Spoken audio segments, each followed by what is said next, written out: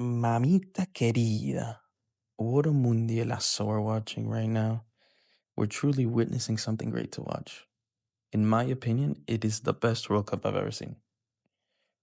So without further ado, boys, welcome to the Maxi Canalla show. I'm Maxi. This is the World Cup coverage. Um, Today, let's get right into it. We're talking about Brazil versus Norway and England versus Mexico. So let me start with the first match yesterday, Norway Brazil. I did say that Brazil were favorites, and we talked about how Haaland, in my opinion, played it down, and it wasn't the best way to go about saying that Norway's probably going to lose to Brazil. But maybe he did take the pressure off because Brazil could not do a thing. Really, I think Brazil played a decent first half. It wasn't the best, but Norway, uh, Norway played better in the first half. It wasn't too dominating either. Um, but yeah, it was just super surprising. I couldn't believe it. Uh, we say goodbye to a football legend. Brazil and Neymar are eliminated from the World Cup. And unfortunately, Neymar will probably retire after the Brasileirão this year. And that's just crazy to say. I remember watching him in Santos and in Barcelona. What a player. What a player. Truly. What a legend. Legend of the game. So it's really sad to say it, but thank you for all the football, Neymar. You all the smiles, all the great joy that you've brought to the game.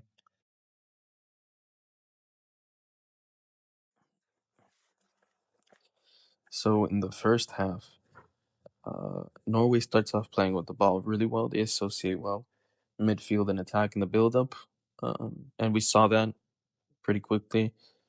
We saw um, Sorloth getting the ball behind the backs of the defenders and putting in a cross back into the edge of the box, and they put it away. They put it away. They put that chance away. Norway put it away, but they were offside. Sorloth was offside there, but it was a mirror reflection of what is to come, right?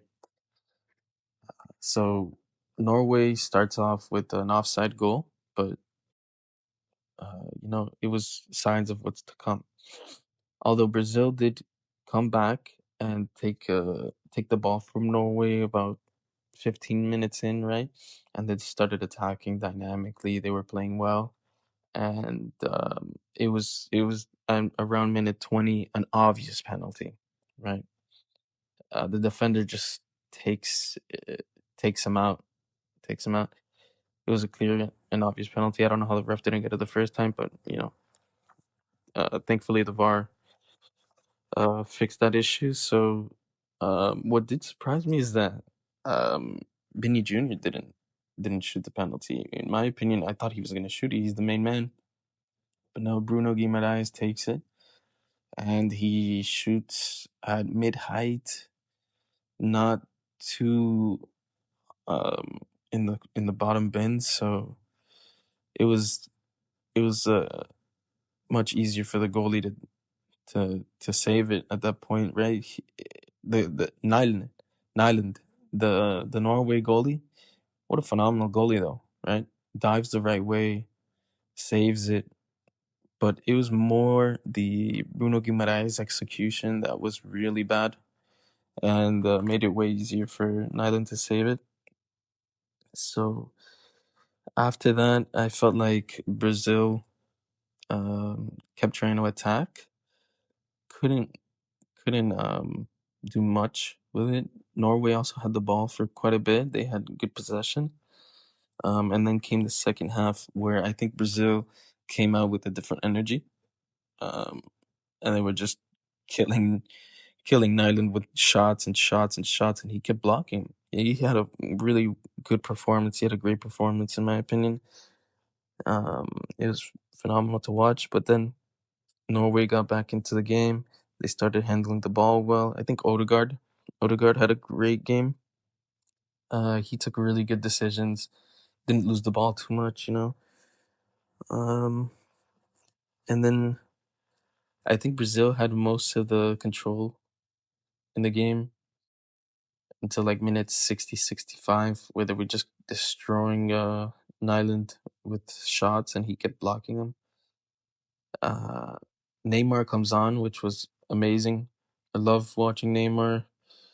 Really glad that he came on, right? Could have been his last game for Brazil. So that was the right thing to do. Put Neymar on the field. Um, but then around minute 80, 79, we see an absolute beast, a master of his craft, a monster. He's just incredible, man. Haaland is a beast. He's a beast, dude. Haaland is unstoppable. He is him. He's an animal. What a header at minute 79. He shrugs the defender off, destroys him, and puts away the goal, bottom bins. What a header. All right, so really, he shrugs off the defender and he puts it away.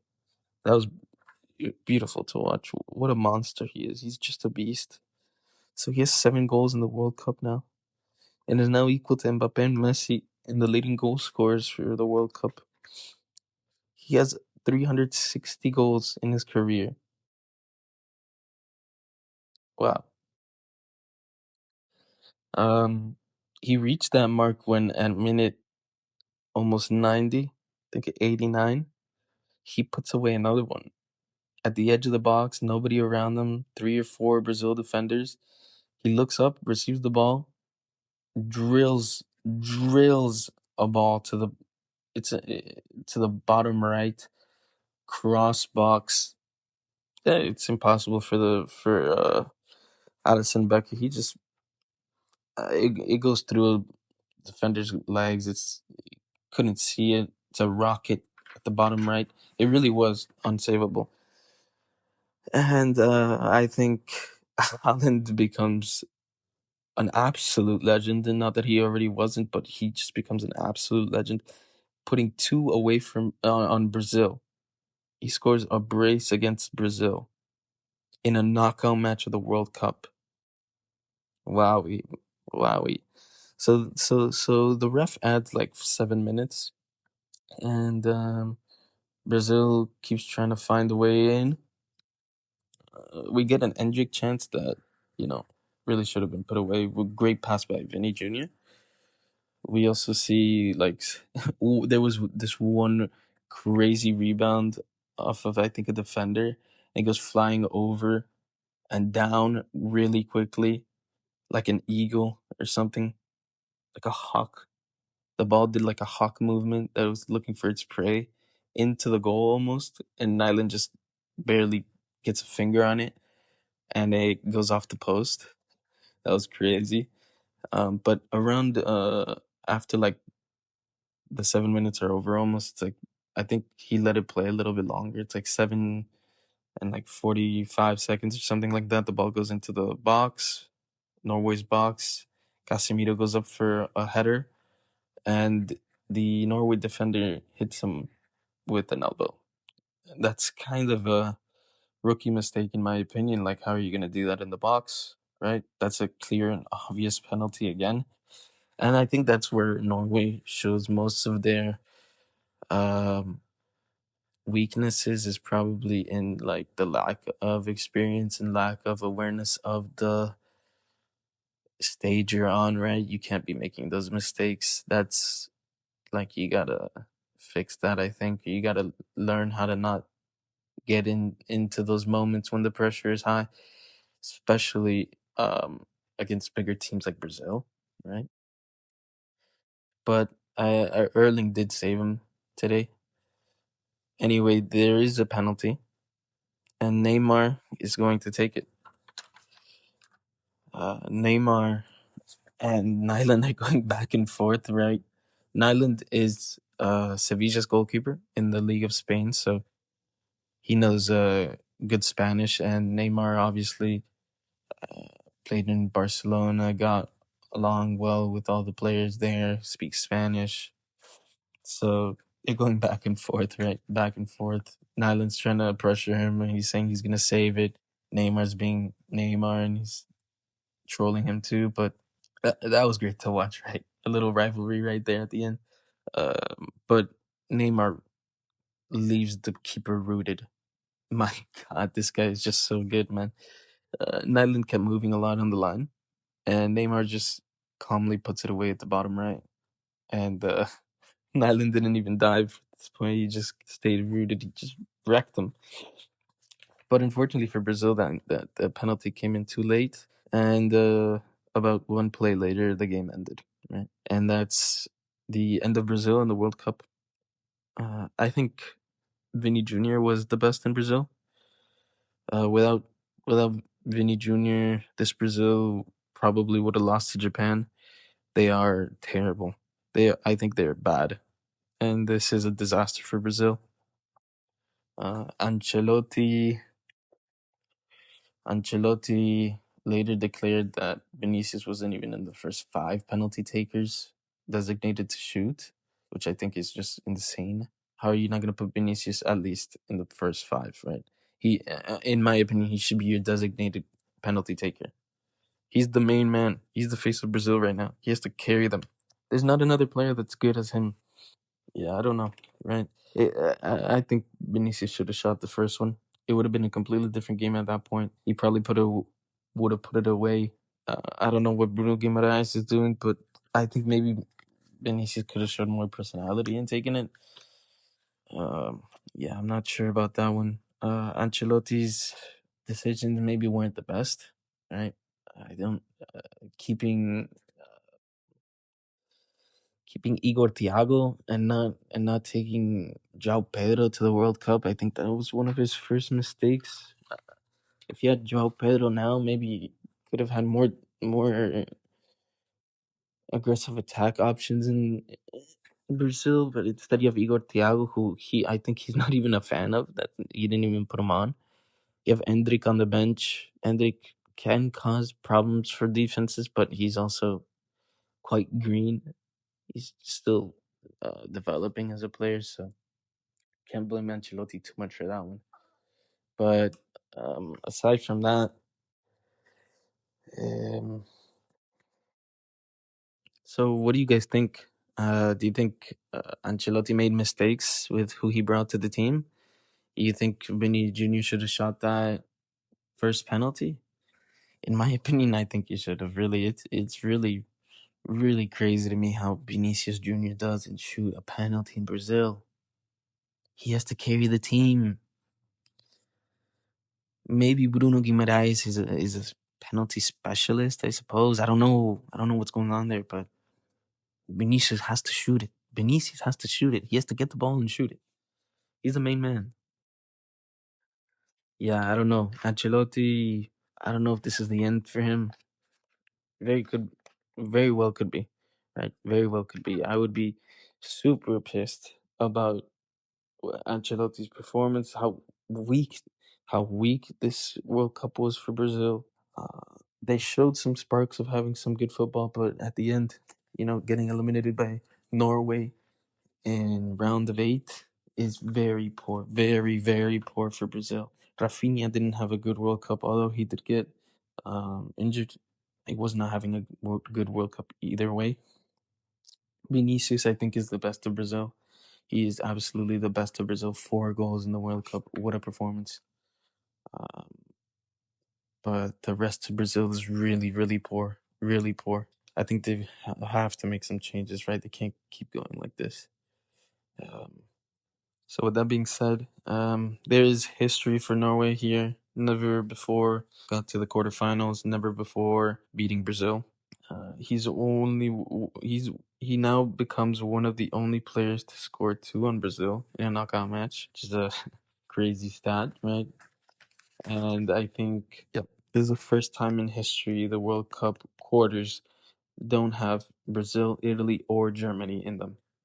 So this is a crazy World Cup. What's happening right now, right? Big teams like Germany, Brazil, Italy are not in the quarterfinals this year. It's crazy. All right, then we're gonna move on to Mexico, England. Wow, wowie, wowie! What a banger! What a banger of a match! This is the match of the World Cup so far. This is the best one. What a banger!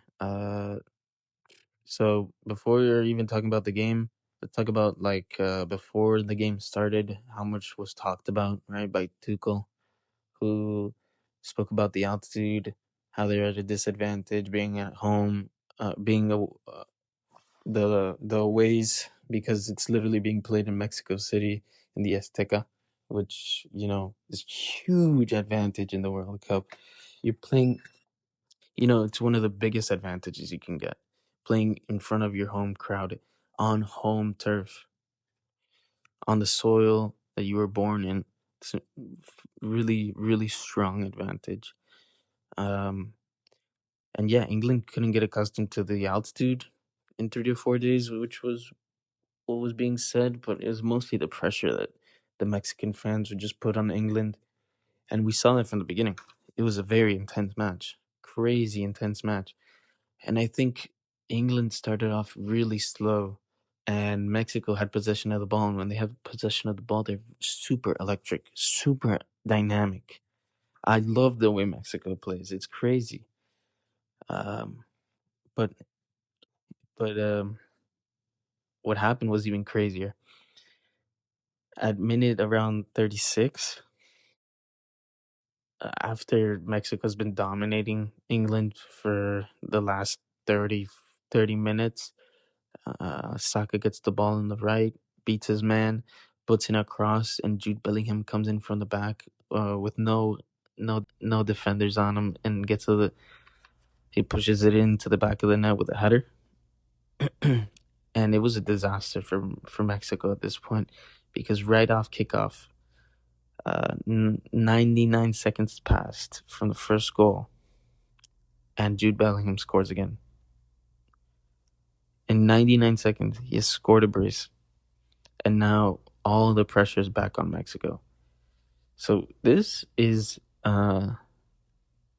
super, super bad for Mexico, right?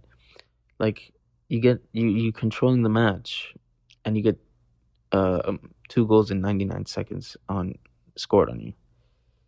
How are you gonna get back momentum? How are you gonna build up confidence again? Well, that doesn't matter for Mexico. They just start off again, going back to do or die football. They don't care that they got scored on twice. So Mexico's back to their intense football, and at minute 42, Quinones gets a rebound off of a corner that landed right in the middle of the box, right for him to score. Beautiful setup for him. It was a rebound, but it was perfectly dropped for him, right? And he puts it in the back of the net with a nice volley. Just broke the goal, and then we end the half at 1-2. So Mexico's down by 1 goal, and I think they deserved more. By the end of the first half, Mexico was just bombing them with chances and shots on goal. Truly, Mexico deserved, I think, to go 2-2 at least. And I don't know if England deserved 2 goals in the first half. Mexico probably should have gotten at least 1 or 2 goals. So maybe the score should have been inverted. But, England took their chances. Jude Bellingham put it away twice in the first half against Mexico. So huge on Bellingham. So in the second half, at around minute 54, there was a challenge with high studs up on a Mexican player's shin by an England player, and that, I think, is a clear red card when we see it played back. Pretty much no doubt about it. So I think it's a proper red card that we saw. But quickly after, we see long ball A bad attempt to clear it from a Mexican defender. Rebounds off of Harry Kane. Back to Anthony Gordon, 1-on-1 with the keeper. Tries to take him on. The keeper plays his hand and dives right for him. Do or die, right? And it's a clear penalty. He takes him out. Takes out Anthony Gordon. So it's a clear penalty again for England. And Harry Kane is gonna shoot. He puts it away. 1-3 for England. At this point, it's really hard on Mexico. But England again is down to 10 men. So Mexico has good chances of getting back into the game. And we see that when Raul Jimenez gets the chance to shoot a penalty, because there is a bad challenge in the box by Harry Kane on a Mexican player. So we see that, and Raul Jimenez puts it away. Great penalty by Raul Jimenez. Now 2-3 for Mexico. And at this point, England, I think, just wants to hold on to the result and falls back, parks the bus a bit. And Mexico is on the offensive. They have the ball. They have control of the game. But all that great football that we saw from Mexico disappears now. And I think the pressure is getting to them, and they can't get any clear ideas of how to play properly. And they start crossing and crossing and crossing and crossing without any other ideas. So I think they were just hoping that one of their number nines that they have put in, I think they were playing with like 3 number nines by the end of the game, would put it in. Maybe some luck of a penalty again. But at the end of the day, it didn't work out for Mexico. I do want to highlight Jude Bellingham's performance. This guy is such a baller. Por favor, this guy plays football. He is so good. I remember seeing like 2 or 3 times when he gets away of 2 or 3 defenders with really nice footwork. Just moves the ball with grace and gets away from 2 or 3 defenders at one time. It's crazy. This guy plays incredible, and he scores 2 in the Azteca. I think he becomes one of the only 4 players to do that in history.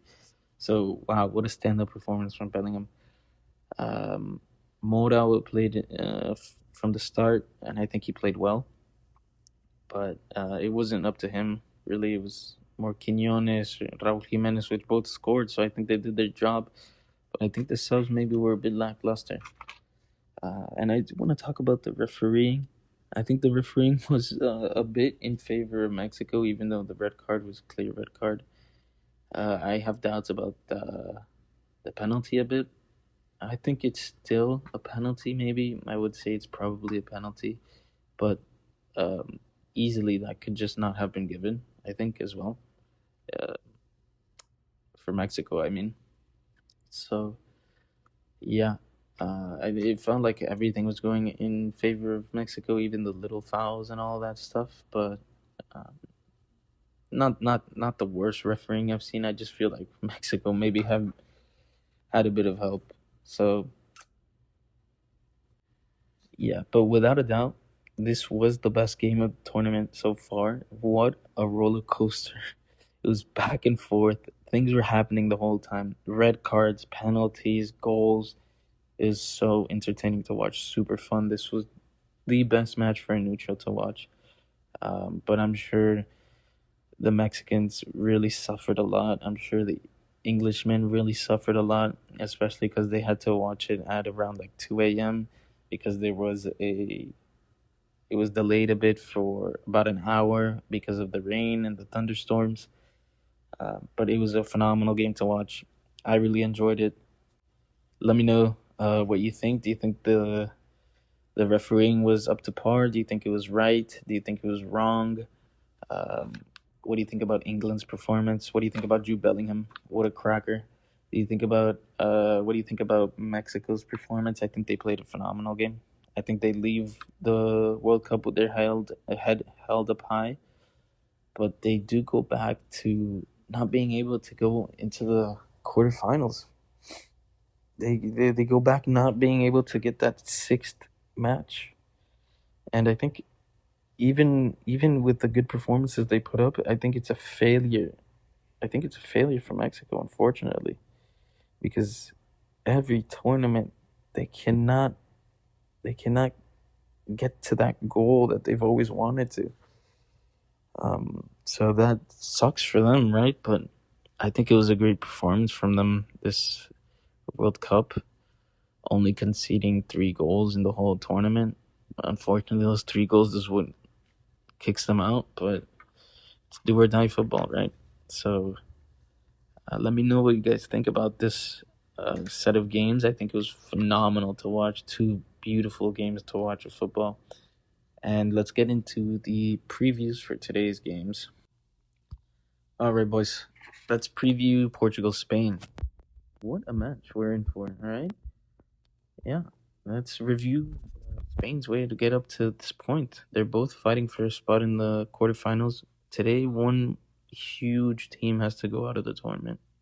So after topping Group H, Spain defeated Austria 3-0 in the round of 32 to win the World Cup knockout game. I think for the first time since 2010 finals, so that's huge. So far, Spain has not allowed a goal so far in this tournament, just like Mexico did, but now they're out. So that's 34 games unbeaten so far since March 2024. That's huge for Spain. I want to hit on Lamine Yamal a bit. I think his minutes have been increasing every game he's played so far. He did start the tournament off in a bit of a doubt. We didn't know if he was completely fit to play, but we can see that he's been recovering. And I think he's going to be from the start against Portugal. And on the other side, we have Portugal, who survived a huge scare against Croatia in the 2-1 win in the round of 32. Ronaldo converted a penalty versus Croatia, becoming the oldest player to score in the World Cup knockout stage. It's also his first ever career goal in a world knockout stage. And I think Spain is probably favored in this matchup. I think the way they play football is probably a bit more cohesive and associated than Portugal. Because when I saw Vitinha, João Neves, and Bruno Fernandes play in the midfield, they were probably a little bit more disconnected than what I would expect and hope for when I watch Portugal. There was a lot of talk about Portugal being a favorite in the World Cup, and I still think they're a really dangerous team if they get it together, though, because their midfield is, I would say, probably very disassociated. Bruno Fernandes being like the highest assist in one Premier League record holder now with 23 that he broke, which is just an insane number of assists to get in one Premier League. But that same level's not showing in Portugal's game, and I think we see that with João Neves and Vitinha as well, that they play better in PSG than they do in Portugal. And I don't know if that's the coach's fault, Roberto Martinez's fault, for setting up the game plan the way he does, or how he wants them to connect, or what. But I don't see that same connection. I don't see that same level I do as in club football. Ronaldo, Cristiano with 41 years of age, bearing a penalty. I think he had a couple good chances too. That one goal that he scored that he was offside was a golazo. The way he stops it and just chips it over the goal he's had was really nice to watch. But he didn't do much after that, right? He's 41 years of age. He puts away a penalty. The penalty was doubtful. I don't know if that was enough to call a penalty, but okay. So Portugal goes through on a very controversial call at the very end. We don't know if it touched him. We don't know if it did. The chip says it did, apparently. Okay, that was very controversial, right? All right, but this is going to be a banger of a match because these two teams have faced off each other before. Specifically in a World Cup in 2018, in group stages, Ronaldo completed his only World Cup hat trick by equalizing in the 88th minute on a direct free kick to make it a 3-3 draw. What a match that was. If you guys remember that 2018 World Cup match, that was incredible. Um, two A clash of two giants, right? But recently they also faced each other in the Nations League final. This was a great match to watch as well. We watched Lamine play well, Ronaldo scored, and they did go to penalties, and Portugal beat Spain in penalties. So that is something to think about when we were going to watch this match. That was 1 year ago now. So yeah, that's. I also want to talk about both main mans, right? We're talking about a 23-year age gap between the two of the biggest superstars right now, in Lamine Yamal and in Cristiano Ronaldo. So it's gonna be awesome to watch these two guys face off. I can't wait to watch. This is gonna be a banger of a match. I already know it. Spain versus Portugal in the round of 8 to qualify for quarterfinals of the World Cup. This is gonna be super sick to watch. What do you guys think? Who do you think is gonna win? I think Spain takes it over the line against Portugal, but it's gonna be a very tight match. All right, boys. Let's continue now. We're gonna do the preview of USA Belgium, and you already know it. We're hoping USA to win. But let me get into what the match is surrounded by, because there is a bit of controversy surrounding this match. Because we did see USA beat Bosnia 2-0, but there was a call that was highlighted, in my opinion. It's the red card on Balogun, where he stepped on a Bosnian player's ankle down from the Achilles, completely twisted it, and stepped on it hard. He didn't see it though. It was a divided ball. They both went up to head it, and he lands on his foot and just basically steps on his ankle and twisting it completely. But in my opinion, it wasn't a red card, right? Not just because I'm a USA fan, just because I think because he didn't see him, and where else is he supposed to put his foot, right? In my opinion, it's not a clear red card, so I don't know if it was, in my opinion, a correct call to go to the VAR to review it and then to give a red card. I don't think it was a clear and obvious mistake by the referee. So, but the controversy is around the decision that FIFA made to lift the suspension on Balogun, and it was the first time in the history of the World Cup since 1962 that a red card has been lifted during the World Cup. Now, the coach Rudy Garcia, who is Belgium's head coach, mocked FIFA's ruling, saying, "I didn't know that in the offices of FIFA, the 5th of July was the 1st of April in Europe." So he's obviously saying this is a joke. He completely is pissed with this decision, and I completely understand why somebody would be pissed about this decision. There's huge controversy here, because apparently there was a call received from Infantino from Trump to review the red card. This is outside of football, but it's still pertaining to football, so I don't know what to think about this, right? This is a bit strange, in my opinion. It's the first time since 1962 that something like this happens. Wowie. Did not expect this red card to be lifted, even though I thought it was an incorrect decision. I thought it would stay because that's the way things are, right? You make a decision and then a team could be affected negatively, but that's just football, right? But no, it gets lifted. And Balogun is available to play versus Belgium. And obviously Belgium is not happy with that. But Belgium come off a 3-2 win versus Senegal. That Senegal had the game completely controlled 2-0 until minute 86, where Belgium scores 2 out of nowhere. And in my opinion, Senegal felt the pressure way too much. They weren't up to the standard of closing out a game in the World Cup knockout stage, and Belgium takes advantage of that, 2-0. And then they go into extra time, where at minute 120, The game was about to end. A cross comes in, and the Senegal defender commits a penalty on the Belgium attacker, and Tillemans puts away the penalty 3-2. Wow, what a horrible way to lose a match. That sucked for Senegal. And I really thought they could get it over the line, but Belgium just struck back real hard. USA, like I said, comes off the 2-0 win versus Bosnia, which was huge for USA because they're facing a European opponent who's very physical, very conditioned to play match. But I think Bosnia had a lot of nerves in the match, and they got very impatient and frustrated once they saw that the time was against them after USA scored their first goal. I think USA is a bit green in the way they play football because they don't know how to control a match in moments of the match.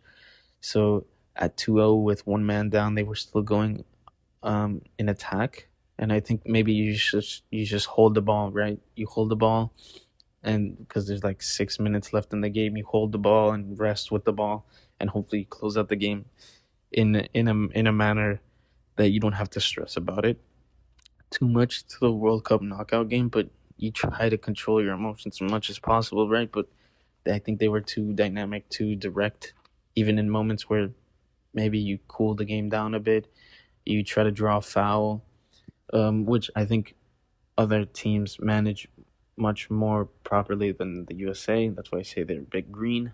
And I think probably Mauricio Pochettino has to instill that into them and probably scream at them in the middle of the game, telling them, all right, it's time to do this, it's time to do that, it's time to attack, it's time to defend. Control the tempos of the match a bit more. But this is going to be a great game. I think USA-Belgium, they're quite even. I think Belgium has more quality, though, for sure. And I think they will control the ball, but the USA can be dangerous in attack. They have a very dynamic, very direct attack, which even the best of defenses can suffer against. And if they have Balogun, even better. I think Balogun is a great striker. Give it to him and he'll score, as we saw. So that's huge for the United States, aside from the controversy.